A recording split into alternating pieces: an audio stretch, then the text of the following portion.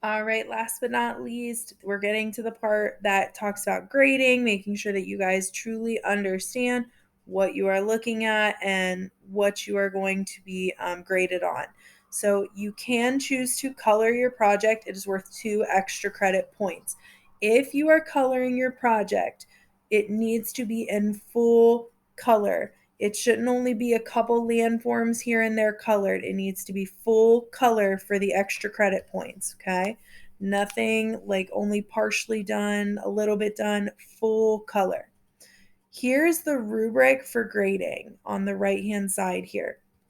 Use this after you are completely done putting your map together to double check that you have everything. At the end, you should have 15 points.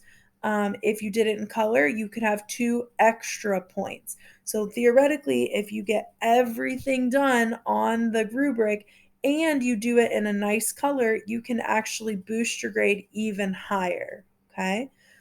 To submit this assignment on Tuesday during your independent work time while we're doing station rotations, you will be presenting your map on Flipgrid.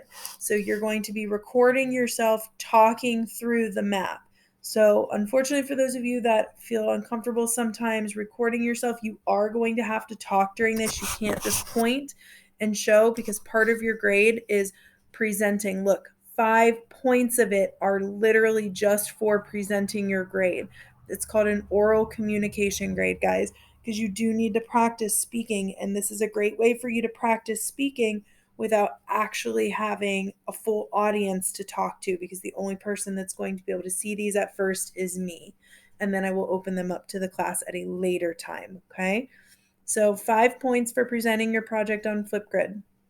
This will be on Tuesday that the Flipgrid will be available, not on Friday. So if you don't have enough time to finish the assignment on Friday, it does become homework.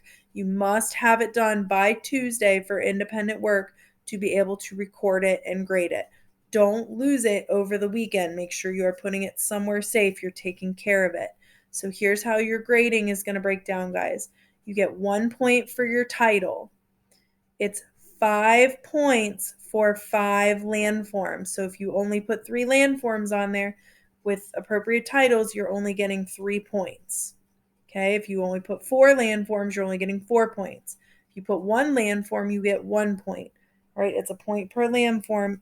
I will not award extra points if you go over 5 landforms. It's just a max 5 points for this.